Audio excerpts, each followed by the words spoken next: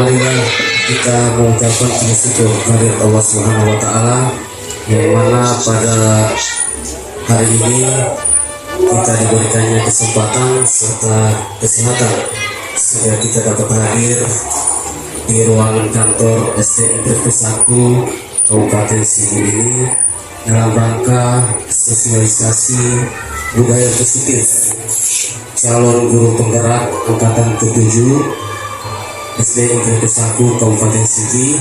Ini merupakan tugas kami dalam rangka membuat aksi nyata modul 1.4. Kemudian salam dan salam tak lupa kita kirimkan kepada junjungan kita Nabi besar Muhammad SAW beserta keluarga, sahabat dan pengikut beliau.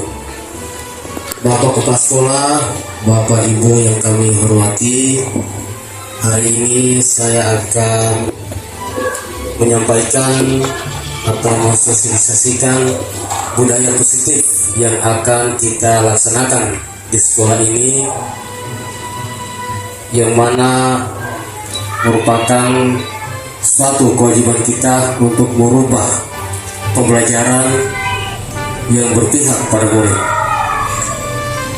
Materinya yaitu budaya positif.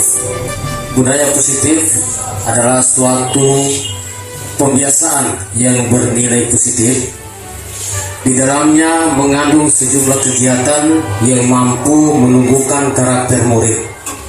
Penerapan disiplin positif dipraktikkan untuk menghasilkan murid-murid yang berkarakter, disiplin, santun, jujur, peduli, dan bertanggung jawab. Itu yang kita harapkan ke depan. Kemudian budaya positif yang pertama yaitu disiplin positif dan nilai-nilai kebajikan universal. Yang kedua, teori motivasi, hukuman dan penghargaan. Yang ketiga, keyakinan kelas. Empat, kebutuhan dasar manusia. Yang kelima, posisi kontrol. Dan yang keenam adalah segitiga restitusi ya. Jadi ini yang akan kita implementasikan sebentar dalam budaya positif yang akan kita laksanakan di sekolah maupun di dalam kelas. Yang pertama kita bahas yaitu disiplin positif dan nilai-nilai kebajikan universal. Apakah makna daripada disiplin? Nah, disiplin berasal dari bahasa Latin disiplina, yang artinya belajar. Itulah yang merupakan arti disiplin dari bahasa Latin. Yang kedua, menurut Socrates dan Plato, bahwa makna asal dari kata ini atau kata disiplin ini merupakan berkonotasi dengan disiplin diri dari murid-murid. Itu menurut Socrates dan Plato. Kemudian disiplin diri membuat orang menggali potensinya menuju sebuah tujuan apa yang dia hargai. Nah, nilai-nilai kebajikan universal.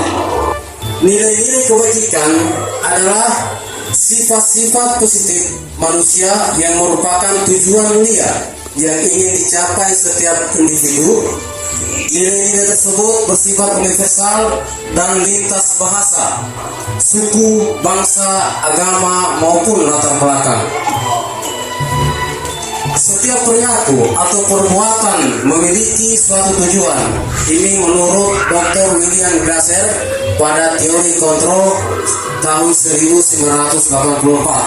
Kemudian dengan mengaitkan nilai-nilai kebajikan yang diyakini seseorang, maka motivasi intrinsiknya akan terbangun sehingga menggerakkan motivasi dari dalam untuk dapat mencapai tujuan mulia yang diinginkan menurut dosen 1998. Selanjutnya, nilai-nilai kebajikan yang ingin dicapai oleh setiap anak Indonesia kita kenal dengan profil pelajar Pancasila. Nah, bagaimanakah? Apakah isi dari profil pelajar Pancasila? Yang pertama yaitu beriman, bertakwa kepada Tuhan Yang Maha Esa, dan berakhlak mulia. Itu poin yang pertama. Kemudian yang kedua adalah mandiri. Ketiga, bernalar kritis. Yang keempat, berkebinekaan global. Yang kelima, bergotong royong. Dan yang keenam adalah kreatif. Ini merupakan profil pelajar Pancasila. Next. Nah, bagaimana teori motivasi hukuman dan penghargaan? Nah, selama ini kita biasa melakukan hukuman dan penghargaan dalam pembelajaran kita. Apabila ada murid yang melanggar atau tidak menuruti apa yang kita nilai-nilai kebajikan adalah sifat-sifat positif manusia yang merupakan tujuan mulia yang ingin dicapai setiap individu. Nilai-nilai tersebut bersifat universal dan lintas bahasa, suku, bangsa, agama maupun latar belakang. Setiap perilaku atau perbuatan memiliki suatu tujuan. Ini menurut Dr. William Glasser pada teori kontrol tahun 1984. Kemudian, dengan mengaitkan nilai-nilai kebajikan yang diyakini seseorang, maka motivasi intrinsiknya akan terbangun sehingga menggerakkan motivasi dari dalam untuk dapat mencapai tujuan mulia yang diinginkan menurut dosen 1998. Selanjutnya, nilai-nilai kebajikan yang ingin dicapai oleh setiap anak Indonesia kita kenal dengan profil pelajar Pancasila. Nah, bagaimanakah? Apakah isi dari profil pelajar Pancasila? Yang pertama yaitu beriman, bertakwa kepada Tuhan Yang Maha Esa, dan berakhlak mulia. Itu poin yang pertama. Kemudian yang kedua adalah mandiri. Ketiga, bernalar kritis. Yang keempat, berkebinekaan global. Yang kelima, bergotong royong. Dan yang keenam adalah kreatif. Ini merupakan profil pelajar Pancasila. Nah, bagaimana teori motivasi hukuman dan penghargaan? Selama ini kita biasa melakukan hukuman dan penghargaan dalam pembelajaran kita. Apabila ada murid yang melanggar atau tidak menuruti apa yang kita kehendaki. Nah, motivasi perilaku manusia menurut Dian dosen dalam bukunya Restructuring School Discipline menyatakan ada 3 motivasi perilaku manusia. Yang pertama, untuk menghindari ketidaknyamanan atau hukuman. Ini adalah tingkat terendah dari motivasi perilaku manusia. Biasanya orang yang motivasi perilakunya untuk menghindari hukuman atau ketidaknyamanan akan bertanya, apa yang akan terjadi apabila saya tidak melakukannya? Sebenarnya mereka sedang menghindari permasalahan yang mungkin muncul dan berpengaruh pada mereka secara fisik, psikologis maupun tidak terpenuhinya kebutuhan mereka bila mereka tidak melakukan tindakan tersebut. Motivasi ini bersifat eksternal. Nah, ini hukuman dan penghargaan seperti yang saya jelaskan tadi. Hukuman bersifat tidak terencana atau tiba-tiba. Ya, hukuman biasa kita umpamanya murid tidak mengerjakan soal atau terlambat, kadang kita langsung memberikan hukuman. Nah, ini tidak terencana, tidak ada rencananya kita. Itu hukuman yang biasa kita lakukan di sekolah. Nah, ini mungkin akan kita tinggalkan. Anak atau murid tidak tahu apa yang akan terjadi dan tidak dilibatkan. Hukuman bersifat satu arah dari pihak guru yang memberikan, dan murid hanya menerima suatu hukuman tanpa melalui suatu kesepakatan atau pengarahan dari pihak guru, baik sebelum atau sesudahnya. Hukuman yang diberikan bisa berupa fisik maupun psikis. Murid anak disakiti oleh suatu perbuatan atau kata-kata. Nah, di sini anak biasa kita sakiti dengan kata-kata, bahkan kita pukul, menyakiti badan mereka. Apa itu penghargaan? Tadi hukuman, sekarang penghargaan. Penghargaan berlaku sama dengan hukuman. Sama sebenarnya penghargaan dengan hukuman. Dalam arti meminta atau membujuk seseorang melakukan sesuatu untuk memenuhi suatu tujuan tertentu dari orang yang meminta atau membujuk. Dorongannya eksternal dan akan ada faktor ketergantungan. Nah, beberapa dampak dari pemberian penghargaan, ya, penghargaan menurut Alficon bahwa yang pertama, pengaruh jangka pendek dan jangka panjang. Jangka pendek berpengaruh pada anak dan juga jangka panjang pasti akan berpengaruh kepada anak. Yang kedua, penghargaan menghukum. Kita memberikan penghargaan kepada anak, tapi itu merupakan hukuman menurut Al-Fikon. Kemudian penghargaan mengurangi ketepatan. Ya, penghargaan mengurangi ketepatan. Yang keempat, penghargaan tidak efektif. Berarti penghargaan itu tidak efektif kita terapkan kepada murid. Kemudian penghargaan merusak hubungan. Penghargaan juga akan merusak hubungan. 6. Penghargaan menurunkan kualitas. Yang ketujuh, penghargaan mematikan kreativitas. 8. Penghargaan mengurangi motivasi intrinsik. Kemudian beberapa dampak dari penghargaan. Pemberian penghargaan menurut Al-Fikon 1993. Kemudian kita ke keyakinan kelas. Nah, di sini keyakinan kelas, ya.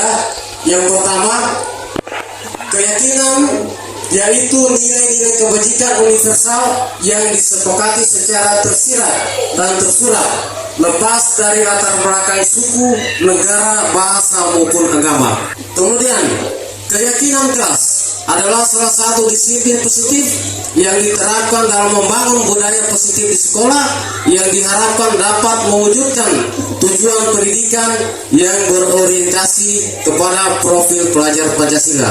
Sekarang sesuai dengan kondisi zaman sekarang ini, keyakinan kelas harus kita terapkan di kelas sebagaimana yang kami terima dalam modul 1 hingga 1.1 sampai 1.4. kami mendapatkan pembelajaran tentang keyakinan kelas yang harus kita terapkan di kelas, karena keyakinan kelas di sini merupakan kesepakatan kelas yang diyakini oleh guru dan murid selama proses pembelajaran. Umpamanya murid kita membuat keyakinan yang kita harus sepakati, dan saya sudah laksanakan di 4 kelas, ya, 4, 5, 6 karena saya guru olahraga tidak pegang kelas. 4, 5, 6 saya sudah terapkan keyakinan kelas, dan bahkan saya sudah tempel di dinding kelas tentang keyakinan kelas.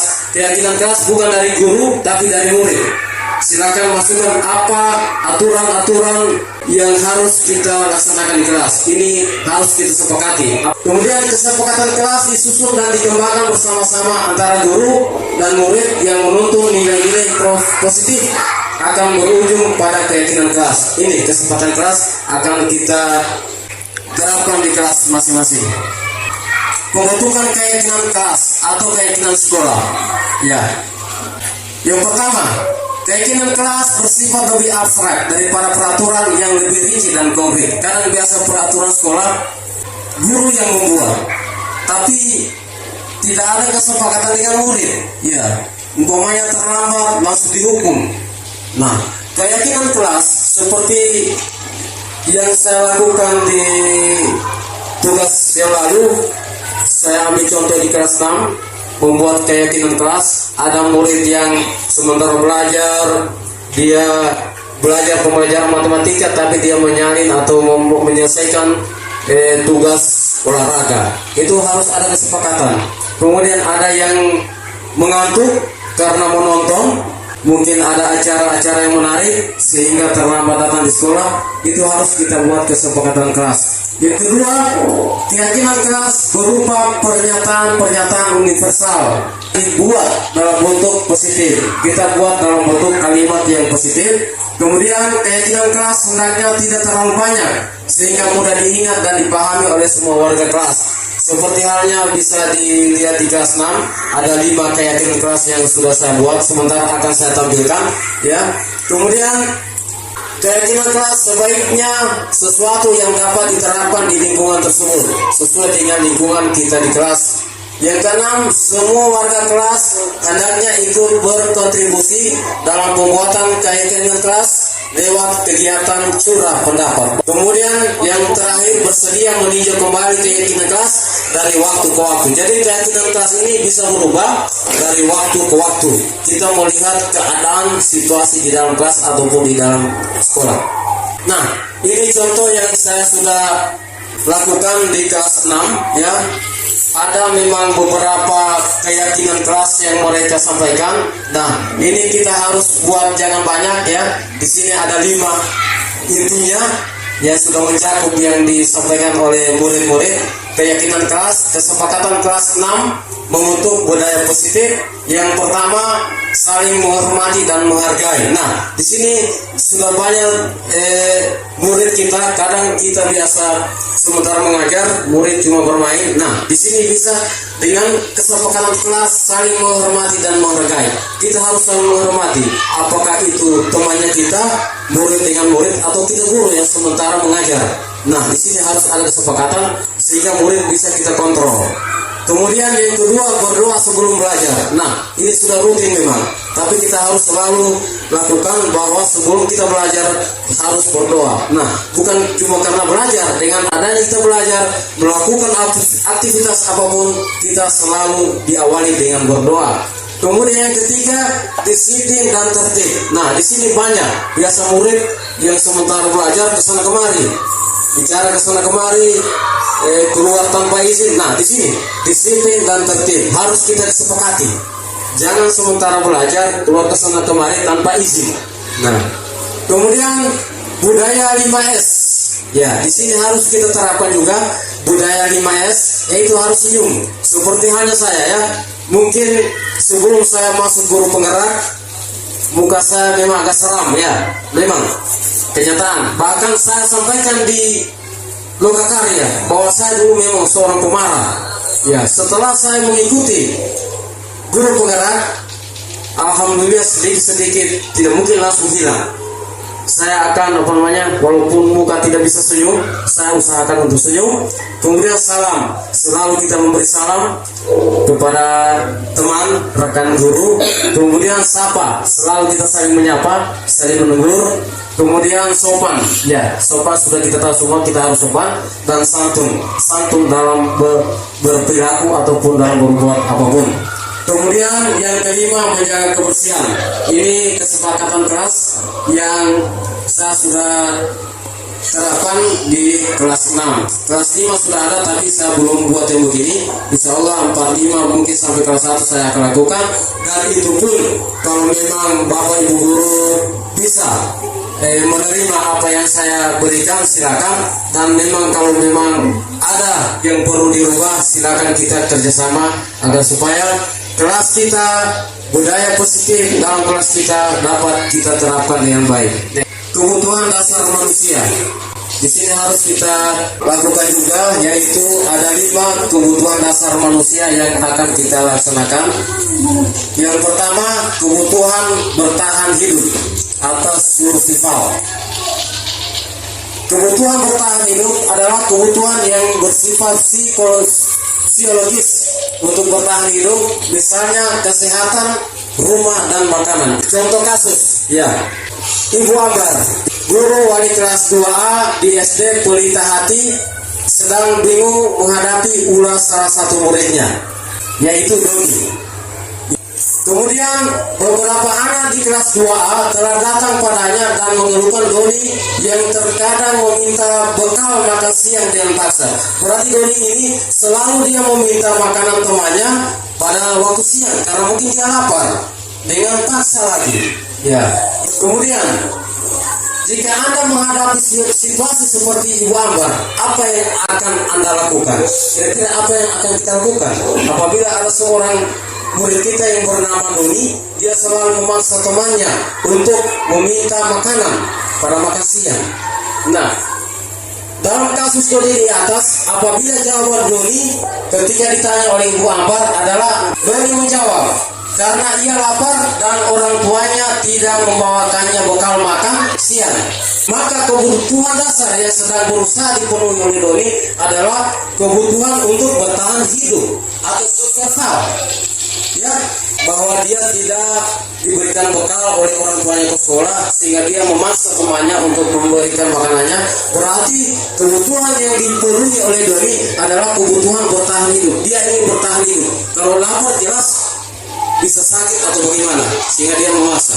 Kemudian kebutuhan yang kedua, kebutuhan kasih sayang dan rasa diterima, love and belonging, meliputi kebutuhan akan hubungan dan koneksi sosial, kebutuhan untuk memberi dan menerima kasih sayang, dan kebutuhan untuk merasa menjadi bagian dari suatu kelompok. Seperti halnya kasus tadi, Ibu Ambar dengan Doni yang selalu meminta makanan dengan paksa. Dalam kasus ini atau dalam kasus di atas, apabila jawaban Doni ketika ditanya oleh Ibu Ambar adalah karena ia merasa senang temannya jadi memperhatikan dia, ya, ketika temannya melaporkan tindakannya itu pada gurunya dan guru memberitahu orang tuanya sehingga orang tuanya dan jadi memperhatikan dia, maka kebutuhan dasar yang sedang dipenuhi oleh Doni adalah kebutuhan akan kasih sayang dan rasa terima. Apabila jawaban Doni bahwa ia merasa senang temannya jadi memperhatikannya, berarti tujuannya Doni itu supaya temannya itu merasa senang dengan dia. Nah, mungkin selama ini dia tidak disenangi oleh temannya, dia melakukan perbuatan begitu, dia paksa, dia minta, berarti merasa senang dia bahwa dia selalu meminta makanan dengan secara paksa. Kemudian yang ketiga, kebutuhan penguasaan atau power. Nah, di sini kebutuhan ini berhubungan dengan kekuatan atau mencapai sesuatu, menjadi kompeten, menjadi terampil, diakui atas prestasi dan keterampilan kita, didengarkan dan memiliki rasa harga diri. Contoh kasus seperti contoh kasus yang di atas, masalah Doni. Apabila jawaban Doni dia merasa hebat karena temannya jadi takut dengan dia dan menuruti keinginannya. Nah, di sini Doni berarti seakan-akan supaya dia ditakuti oleh temannya. Apapun dia minta pasti temannya berikan.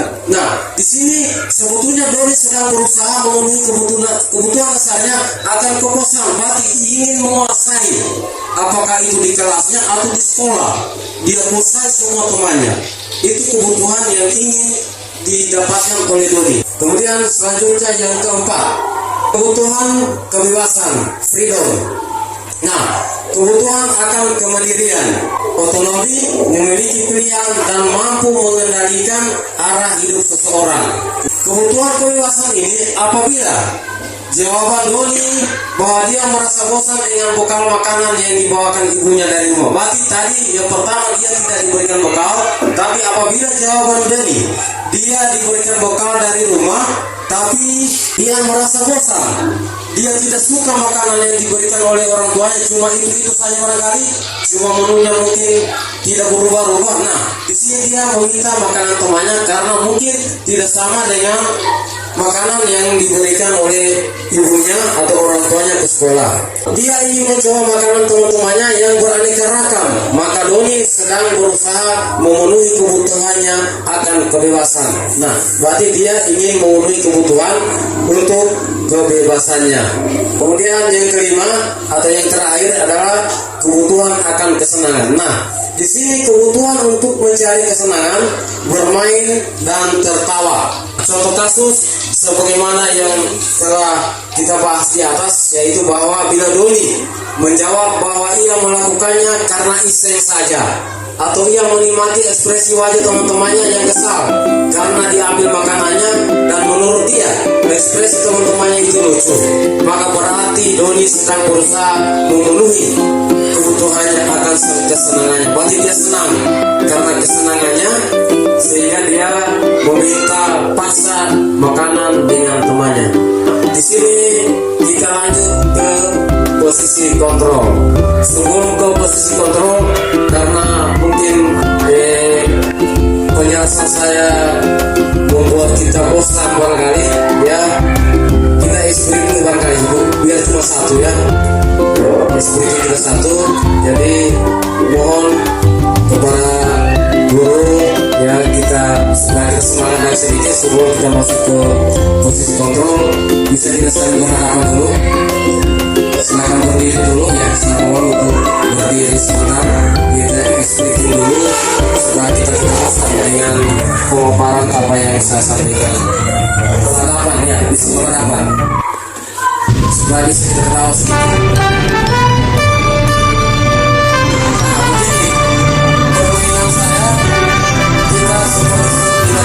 Ya, taruhlah contoh saya dengan Pak Disnasar. Salah satu kan terserah berapa jari di dua. Dua, berarti satu kali dua berapa? Langsung jawab siapa duluan? Tiga. Ya kan? Program Pak dengan Ibu Mira. Iya. Iya kan? Coba sekali lagi. 9.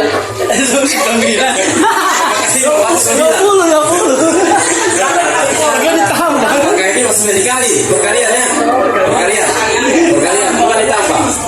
Nah, ini saya. Silakan.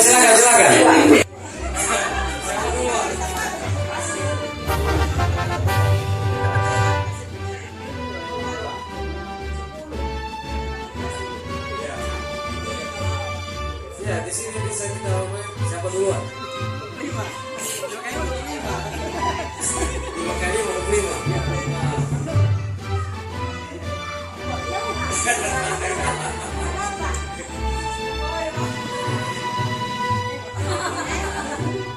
Ternyata ini waktu di Logakarya memang lucu kita di sana karena betul-betul saling cepat kita.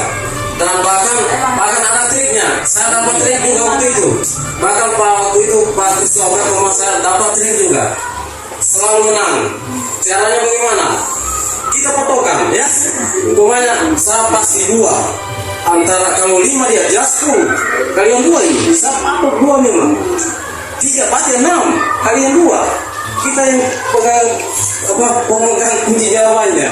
Di situ banyak yang kalah. Kenapa menang terus? Padahal kita harus 2 saya. Pasti kan cuma 5. Kalau 2 pasti 4. Dia cepat begini. Dia masih berpikir. Iya. Jadi sudah tahu kalau 3 masih berdalil 3. Masih jawab. Nah di situ. Nah silakan. Terima kasih kepada Bapak Ibu Guru. Sekedar explain. Ya memang lucu sebenarnya. Gitu waktu itu. Bahkan guru matematika dikalah. Ya. Karena tidak ditahu bagaimana triknya. Ya, kita lanjut ya. Lanjut ke posisi kontrol yang akan kita laksanakan di sekolah atau di kelas. Disiplin positif yang berpusat pada murid yang dikembangkan oleh dosen dengan pendekatan restitusi yang disebut dengan 5 posisi kontrol. Melalui serangkaian riset dan berdasarkan pada teori kontrol Dr. William Glasser, dosen berkesimpulan ada 5 posisi kontrol yang diterapkan seorang guru, orang tua ataupun atasan dalam melakukan kontrol yaitu. Nah, di sini ada 5 posisi kontrol yang kita lakukan di sekolah. Yang pertama itu penghukum, yang kedua pembuat rasa bersalah, yang ketiga teman. 2, berarti 1 kali 2 berapa? Langsung jawab siapa duluan? 3. Ya kan? Program Pak dengan Ibu Mira. Iya.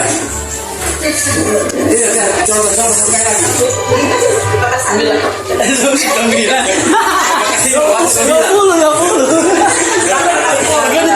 Oke, ini masih dikali, berkalian ya, berkalian, bukan ditambah. Nah, ini saya. Silakan.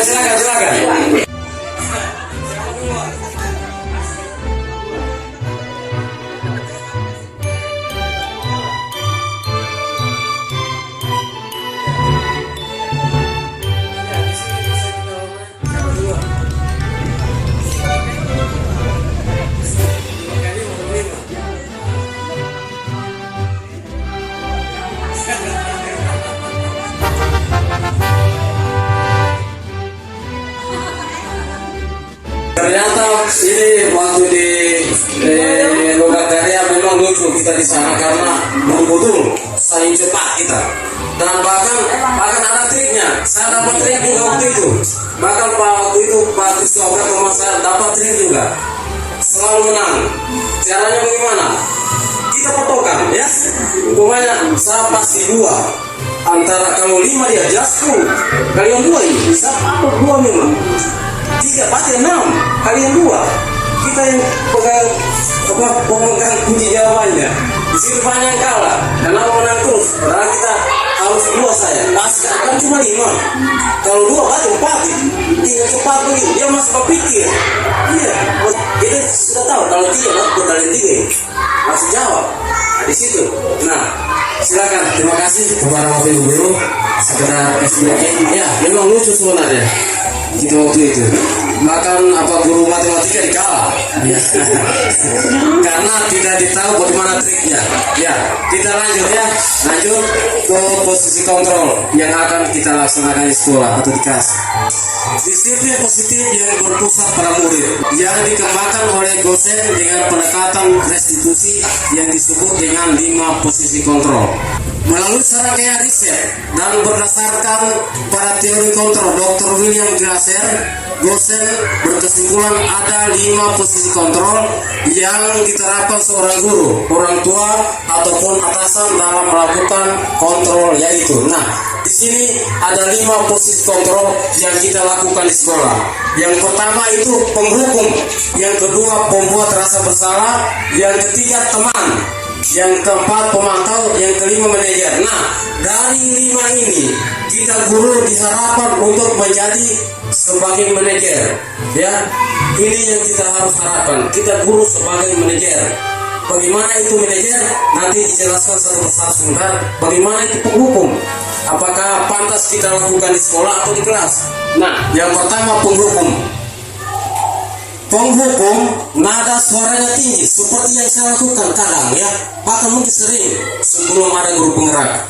Nada suara tinggi atau bahasa tubuh, mata melotot. Iya, memang Bapak akui, saya akui, mata melotot dan jari menunjuk-nunjuk menghardik ya, melotot menunjuk-nunjuk, marah dengan anak-anak. Penghukum itu posisi kontrol sebagai penghukum.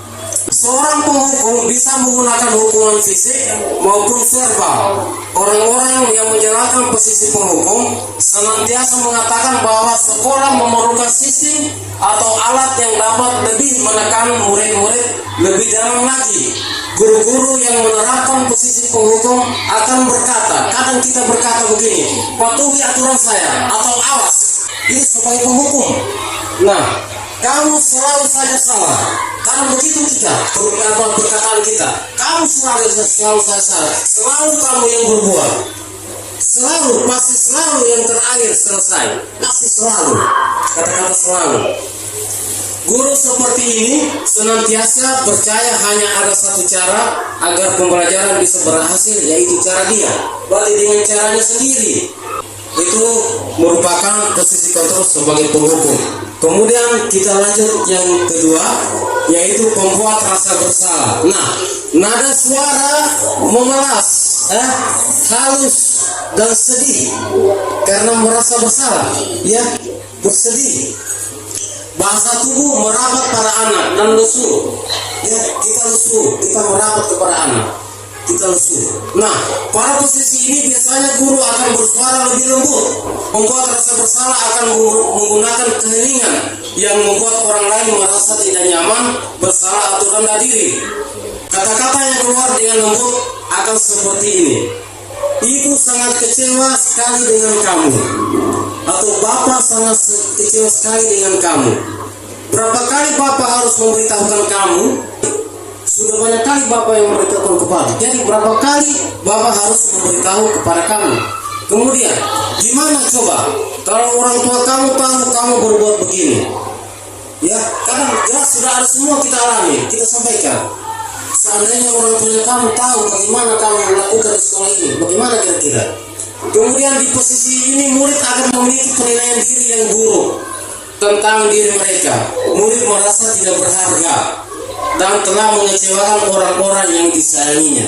Ya, di sini jelas murid merasa tidak berharga dan mengecewakan orang-orang yang disayanginya dengan adanya pembuat rasa bersalah. Kemudian yang ketiga, teman. Biasa kita apalagi di SD, mungkin di SMA lebih pantas kadang kita dengan anak-anak sebagai teman. Bahkan Bapak lakukan juga setelah dihukum, dekati lagi seperti teman. Ya, di sini bagaimana kita sebagai teman? Nada suara ramah. Suara kita ramah, akrab dan bercanda karena kita bercanda dengan murid. Bahasa tubuh merapat para murid mata, dan senyum jenaka. Biasa kita apa namanya, guru supaya murid selalu ketawa, senyum kepada kita. Kemudian guru pada posisi ini tidak akan menyakiti murid, namun akan tetap berupaya mengontrol murid melalui persuasi. Posisi teman pada guru bisa negatif ataupun positif. Posisi di sini, positif di sini berupa hubungan baik yang terjalin antara guru dan murid.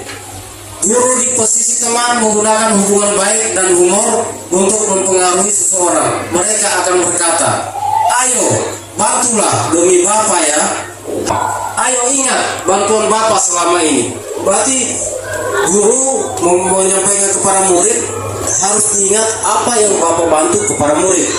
Sudah kali ini tidak apa-apa, nanti ibu bantu bereskan. Karena biasa seperti seketika diskusi dengan Ibu Widya Stuti lalu kan, sila dia begini, dia elus, dia pegang pundak, itu sebagai teman itu, teman.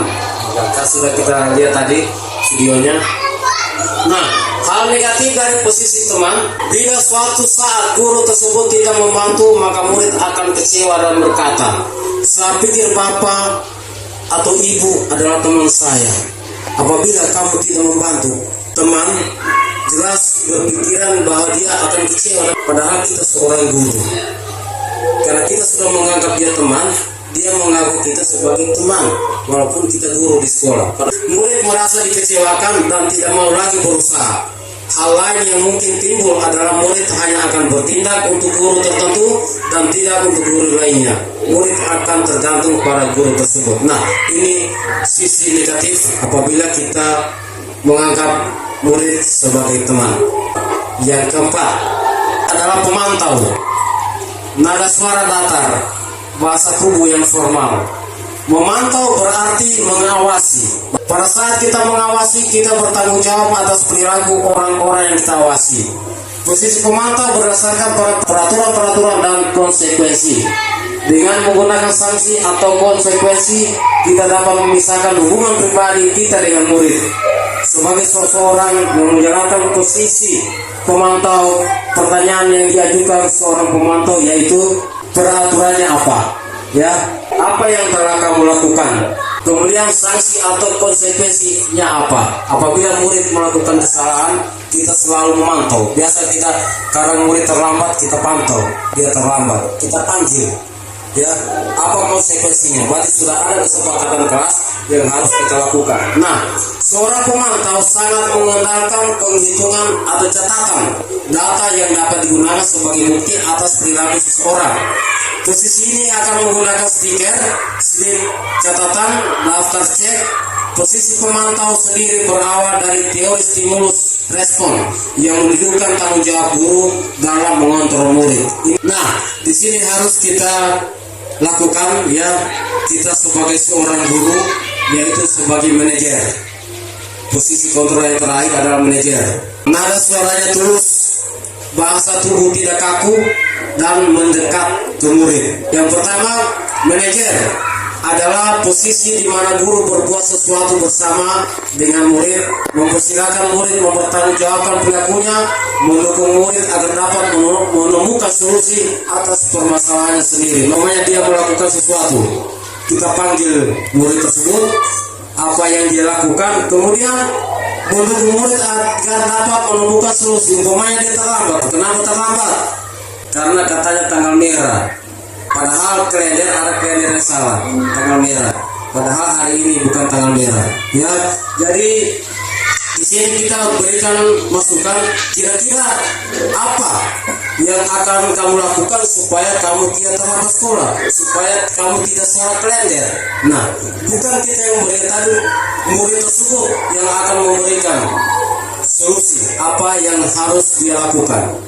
Seorang manajer telah memiliki keterampilan di posisi teman maupun pemantau. Jadi seorang manajer harus dia sudah memiliki keterampilan tadi pada posisi teman dan posisi pemantau. Dan dengan demikian bisa jadi di waktu-waktu tertentu kembali kepada kedua posisi tersebut bila diperlukan. Kemudian yang ketiga, Bila kita menginginkan murid kita menjadi manusia yang merdeka, mandiri dan bertanggung jawab, maka kita perlu mengacu kepada restitusi yang dapat menjadikan murid kita seorang manajer bagi dirinya sendiri. Murid diajak untuk menganalisis kebutuhan dirinya maupun kebutuhan orang lain. Di sini penekanan bukan pada kemampuan membuat konsekuensi, namun dapat berkolaborasi dengan murid bagaimana memperbaiki kesalahan yang ada. Seorang manajer akan berkata, ya, apa yang kita yakini, kembali ke keyakinan kelas yang sudah kita sepakati, yang kita sudah sepakati di dalam kelas, kesepakatan kelas. Apakah kamu meyakininya? Jangan nanti cuma dibuat tapi kamu sendiri yang melanggarnya.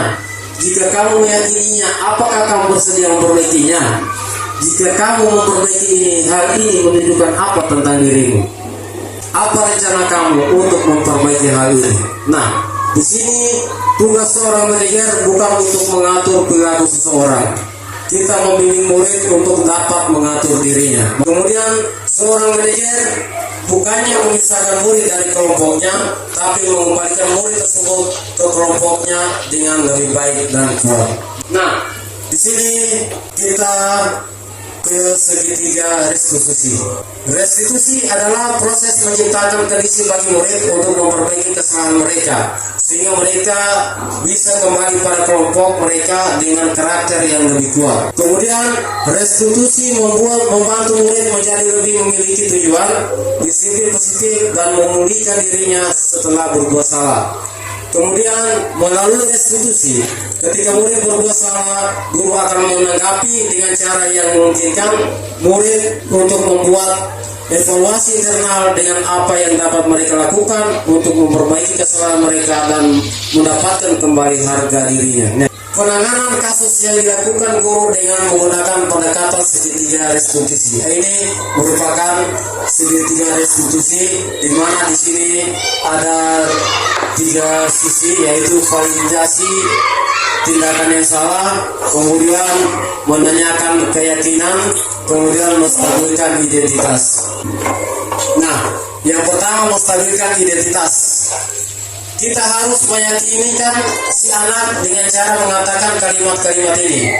Berbuat salah tidak apa-apa.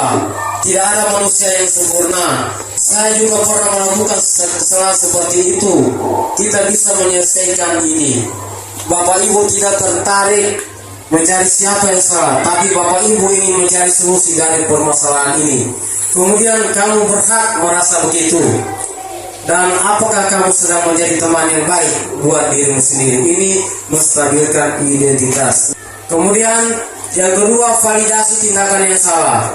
Kalimat-kalimat di bawah ini mungkin terdengar asing buat guru, namun dia dikatakan dengan nada tanpa meyakini akan memvalidasi kebutuhan mereka. Padahal kamu bisa melakukan yang lebih buruk dari ini, ya. Kamu pasti punya alasan mengapa melakukan hal ini. Kamu patut bangga pada diri sendiri karena kamu lebih melindungi sesuatu yang paling penting buatmu. Kamu boleh mempertahankan sikap itu, tapi kamu harus menambahkan sikap yang baru. Itu merupakan validasi tindakan yang salah. Berarti kita harus punya alasan. Apa alasannya kamu sehingga kamu melakukan hal ini? Kemudian menanyakan keyakinan. Nah, di sini pertanyaan yang menghubungkan keyakinan anak dengan keyakinan kelas atau keluarga. Yang pertama, apa yang kita percaya sebagai kelas atau keluarga? Kemudian apa nilai-nilai umum yang kita telah sepakati? Kemudian apa bayangan kita tentang kelas yang ideal? Kamu mau jadi orang yang seperti apa? Kemudian apakah kamu ingin menjadi orang yang sukses, bertanggung jawab, atau bisa dipercaya? Nah, ini pertanyaan dalam menanyakan keyakinan. Kebanyakan anak akan mengatakan iya, tapi mereka tidak tahu bagaimana caranya menjadi orang seperti itu. Guru dapat membantu dengan bertanya seperti apa jika mereka menjadi orang seperti itu. Ketika anak sudah mendapat gambaran yang jelas tentang orang seperti apa yang mereka inginkan, guru dapat membantu anak-anak tetap fokus pada gambaran tersebut. Jadi di sini kita memberikan masukan cara bagaimana menanyakan keyakinan, gambaran yang jelas tentang apa yang mereka inginkan. Di sini kita memberikan keyakinan kepada mereka. Restitusi sebuah pendekatan untuk menciptakan disiplin positif. Ketika anak berbuat salah, kita tidak bisa memotivasi anak untuk menjadi baik. Kita hanya bisa menciptakan kondisi agar mereka bisa melihat ke dalam diri mereka. Kita seharusnya mengajari mereka untuk menyelesaikan masalah mereka dan berusaha mengembalikan mereka ke kelompok mereka dengan karakter yang lebih kuat. Nah, itulah sosialisasi budaya positif yang dapat saya sampaikan. Mungkin tidak terlalu banyak yang dapat sampaikan, mungkin lebih banyak kekurangan dari saya, dan ini harus saya lakukan dalam rangka tugas kami sebagai guru penggerak angkatan ke-7 Kabupaten Sigi. Kalau itu angkatan yang nasional, tapi untuk kabupaten bahwa kami merupakan angkatan pertama Kabupaten Sigi. Marilah kita merubah sekolah kita ini dengan budaya positif, sehingga insya Allah anak-anak kita bisa berprestasi, dapat mengharumkan sekolah, mengharumkan guru-guru, orang tua, bangsa dan negara. Itulah yang dapat saya sampaikan pada kesempatan hari ini. Saya mengucapkan banyak terima kasih kepada rekan guru, rekan tenaga administrasi, operator, dan penjaga sekolah, dan kepada kepala sekolah juga. Saya mohon maaf dan berterima kasih atas kesempatan yang diberikan kepada saya. Saya akhiri, wallahu a'lam. Assalamualaikum warahmatullahi wabarakatuh.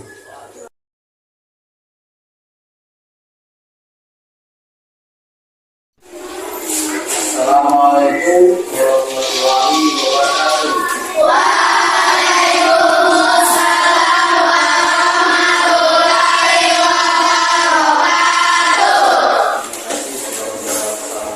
Jadi hari ini pembelajaran kita, namun sebelum kita memulai pelajaran, kita harus membuat keyakinan kelas dulu ya. Membuat keyakinan kelas supaya kelas 3 ini diterapkan budaya positif dalam kelas dan di sekolah dan dia budaya positif yang harus diterapkan di kelas kita. Jadi budaya keyakinan kelas. Sebentar Bapak akan bagikan ke kelas kalau isi dan masukan dari kamu apa keyakinan kelas yang harus kita sepakati di dalam kelas ya, supaya apabila ada pelanggaran ada konsekuensinya yang harus kita lakukan. Sekarang cara itu ya, jadi kita membuat keyakinan kelas berasal dari jiwa kami masing-masing diri pribadi. Sudah kita akan sepakati sehingga menjadi kesepakatan kelas. Bagaimana kan? Sebelum kita menulis apa-apa kesepakatan kelas, Bapak akan memberikan dengan menulis. Nanti masing-masing mencapai di sini. Seperti menerapkan disiplin dalam kelas, silakan ya. Bagaimana kita lebih tertib, lebih nyaman dan aman.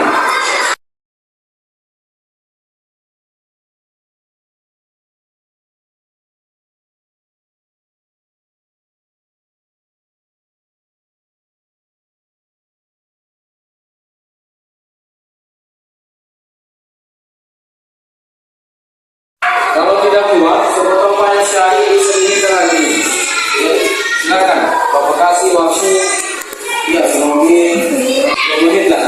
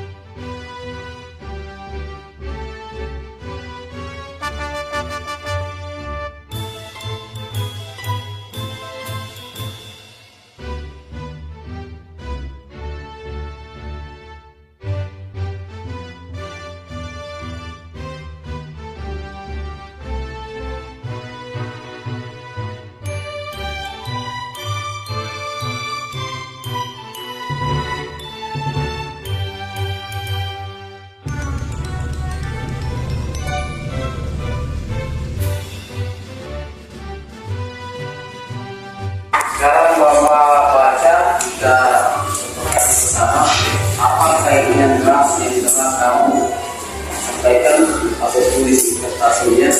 Kesepakatan kelas yang pertama, menghargai dan menghormati sesama teman atau guru. Ya, ini keyakinan kelas. Bagaimana ini keyakinan kelas yang sudah kamu usulkan? Kita sepakati atau bagaimana? Menghargai dan menghormati sesama teman atau guru. Berarti kita saling menghargai di dalam kelas ya. Saling menghargai. Apakah dia itu orang guru atau saudara teman ya, teman kita atau teman di kelas lain.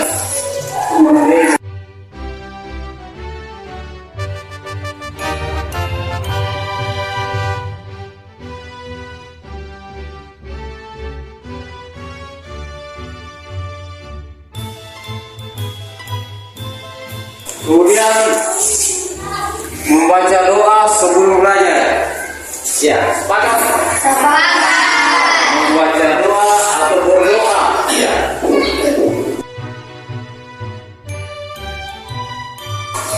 Kemudian tidak boleh makan dalam kelas. Sementara belajar tidak ada yang ribut. Nah, ini masuk ke mana kira-kira? Di disiplin. Dalam kelas harus tertib dan disiplin. Nah, ini sudah bagus juga. Sudah kena semua ya.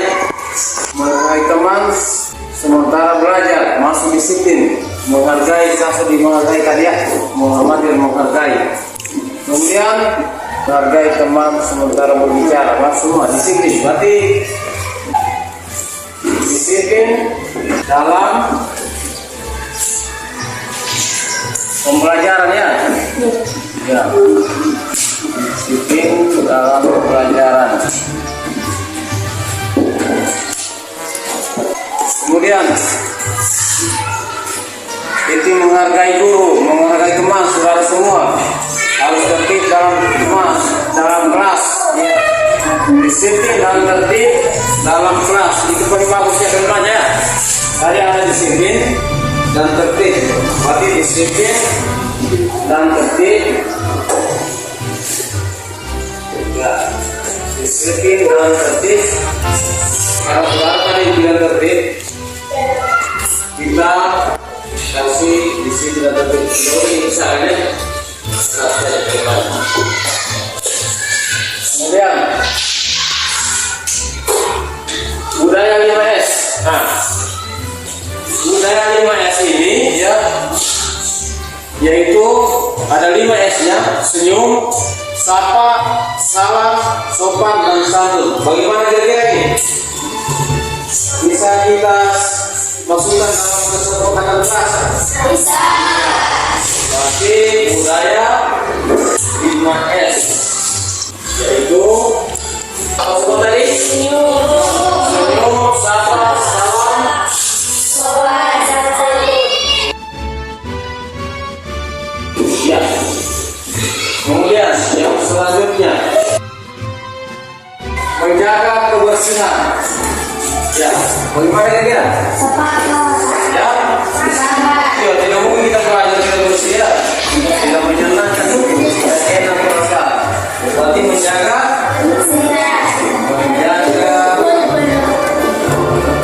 kebersihan.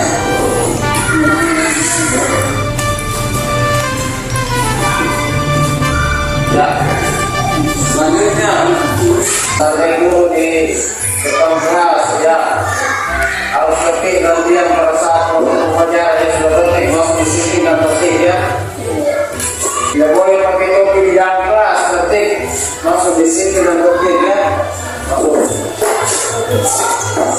Tidak lari-lari dalam kelas depan guru ya, tertib. Sopan dan santun, menghargai teman sendiri dan guru semuanya. Tidak boleh ribut, saling menghargai, sopan, menghargai guru dan lain-lain. Menjaga kebersihan di dalam kelas, tertib dan teratur ya, masuk semua gratis ya. Sopan salam, menjaga kebersihan kelas, menghargai guru, menghormati guru, membuang sampah di tempatnya. Nah, ini bukan ya. Bisa dimasukkan ini? Bisa. Sudah menjaga kebersihan. masuk di sini, ya. Tidak ada kebersihan, berarti kelas membuang sampah pada tempatnya. Sudah masuk di sini. Kemudian tidak boleh mengganggu teman, ya sudah. Ya, sudah masuk semua ini, ada 5. Ya, berapa 5? Kalau terlalu banyak, kamu tidak hafal lagi. Ini mesti hafal ini. Ya. Yang pertama, kesepakatan kelas pertama menghormati dan menghargai bersama teman atau guru. Selain guru nanti datang sini, kira-kira tidak masuk kan? Cuma teman atau guru. Jadi orang lain kemarin kepala sekolah nanti masuk, kepala sekolah. Bukan guru itu, kepala sekolah. Jadi kira-kira apa yang lebih pas, lebih bagus di kalimat di atas? Berarti menghormati dan menghargai orang lain. Itu paling bagusnya, menghargai dan menghormati. Menghormati dan menghargai orang lain. Sudah masuk semua di sini. Apakah orang tua masuk nanti di dalam kelas? Siapapun sudah termasuk dia. Menghargai, menghormati dan menghargai orang lain. Berdoa sebelum belajar. Sepakat juga?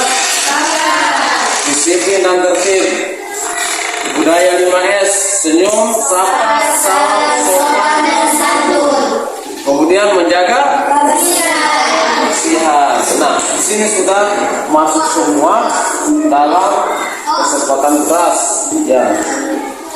Jadi inilah merupakan keyakinan kelas yang telah kalian sampaikan dan telah kalian tulis, dan sekarang kita sepakati sehingga menjadikan kesepakatan kelas supaya sekolah kita bisa menjadi sekolah yang berbudi pekerti, yang berbudaya positif.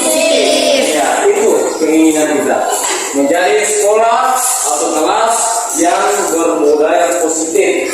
Nah, di sini nanti kita kalau ada saudara yang melanggar, berarti dia harus ada konsekuensinya, dia menghadap, bukan merupakan hukuman nanti. Nanti kita kesepakatan nanti kita akan bisa lanjutkannya.